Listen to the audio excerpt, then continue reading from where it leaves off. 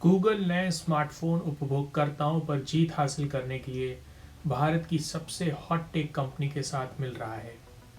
यह उन चीनी फर्मों को चिंतित करता है जो दुनिया के दूसरे सबसे अधिक आबादी वाले देश में लंबे समय से बाजार में अपना वर्चस्व बनाए हुए हैं।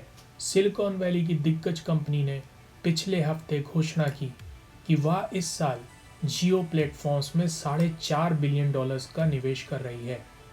उस पैसे में से कुछ का उपयोग स्थानीय बाजार के लिए एक सुपर सस्ते स्मार्टफोन को विकसित करने के लिए किया जाएगा।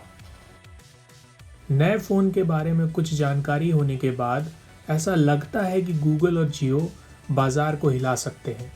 जहां चीनी ब्रांडों ने जून में समाप्त तिमाही में कुल बिक्री का 75% से अधिक का हिसाब रखा, वहीं दक्षिण कोरिया का सैमसंग केवल 17% के साथ नंबर 3 का विक्रेता था। आईडीसी की वरिष्ठ रिसर्च मैनेजर किरणजीत कौर के अनुसार जियो और गूगल का एक सस्ता एंट्री लेवल स्मार्टफोन पहली बार भारतीय इंटरनेट उपभोक्ताओं के साथ संपर्क तोड़ने की कोशिश कर रहे चीनी स्मार्टफोन निर्माताओं के लिए एक बुरी खबर हो सकती है। उन्होंने कहा कि इस जियो गूगल साझेदारी से आने वाले उत्पाद प्रस्ताव के आधार पर यह संभावित रूप से एक चुनौती पेश कर सकता है। जियो ब्रांड वाला स्मार्टफोन भारत में चीनी विरोधी भावना को बढ़ा सकता है। भारत सरकार ने हाल ही में चीनी और भारतीय सैनिकों के बीच घातक सीमा संघर्ष के बाद टिकटॉक और अन्य दर्जनों चीनी ऐप्स पर प्रतिबंध लगा दिया है और कई भारतीयों ने चीनी उत्पादों के बहिष्कार का आह्वान किया है।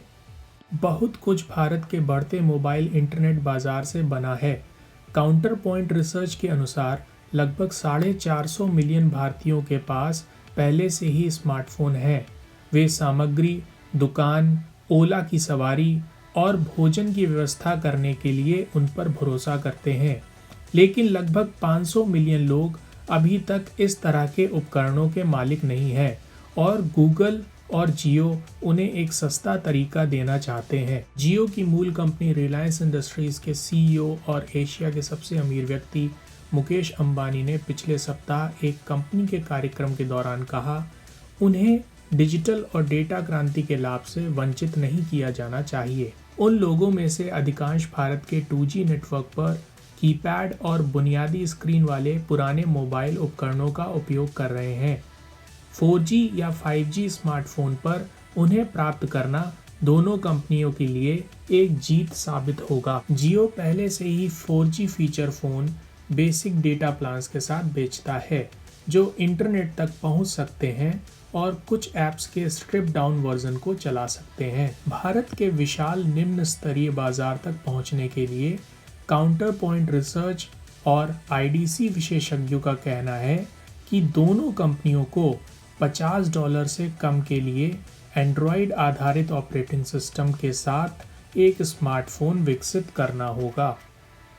आईडीसी के अनुसार बाजार में 40% के साथ शाओमी सबसे ज़्यादा बिकने वाला मोबाइल फ़ोन है। उसके बाद सैमसंग 17% और रियलमी 11% के साथ